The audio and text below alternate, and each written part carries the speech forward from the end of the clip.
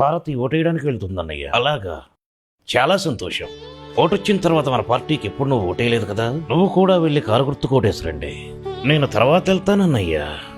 అదేంట్రా, అమ్మాయిని ఒంటరిగా ఎలా పంపిస్తావు? ఇక్కడ పనులు ఎప్పుడు ఉండేవిగా. ఇద్దరు వెళ్ళరండి. అది కాదన్నయ్యా, తనకి కారుకే ఓటేసే ఉద్దేశం ఉంటే ఓటేసి రావచ్చు, కానీ తను బీజేపీకి మాత్రమే ఓటేస్తారంటుంది.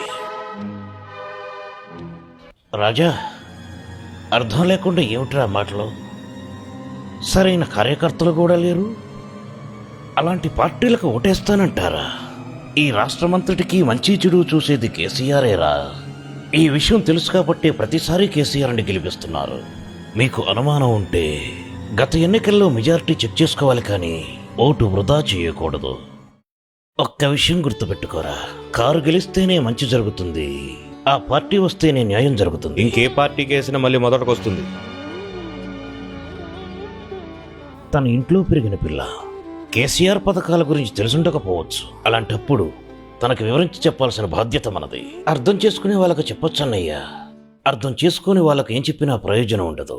అందుకే ఈ ఓటొద్దని నిర్ణయించుకున్నాను. నిర్ణయం తీసేసుకున్నాను అన్నమాట. అది కాదన్నయ్యా, రాజా, కేసీఆర్ అంటే ఏమిటో, అతని విలువేమిటో తెలిసినవాడు అయితే అంత తేలిగ్గా ఓటును వదులుకునేవాడివే కాదురా. మనకేదైనా జరిగితే తల్లి ఏడవటం, తల్లికి ఏమైనా జరిగితే మనం బాధపడటంలో ఆశ్చర్యం లేదురా. ఎందుకంటే ఒకే రక్తం పంచుకొని పుట్టాం కాబట్టి ఆ బంధం, ఆ బాధ ఉంటాయి. కానీ పార్టీని పెట్టి ఉద్యమాన్ని నడిపించి తెలంగాణ కోసమే రాత్రి పగలు కష్టపడి సర్వం మనకు అర్పించి సర్వస్వం మనమే అనుకుని మనకేమన్నా అయితే విలవిలలాడతాడు.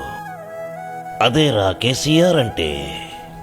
కేంద్రం సపోర్టు లేకుండా రాష్ట్రం అభివృద్ధి చెందిందంటే ఆ గొప్పదనం ఢిల్లీ వాడిది కాదురా, కేసీఆర్ది. ఎందుకంటే నమ్మకంతో మనమేసిన ప్రతి ఓటుకి జీవితాంతం సేవలు చేస్తున్నాడు కాబట్టి.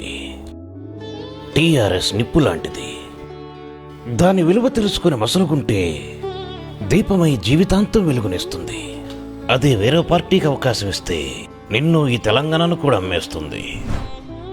అందుకే కారుకే ఓటేయాలరా. అలానే అన్నయ్య. Very good.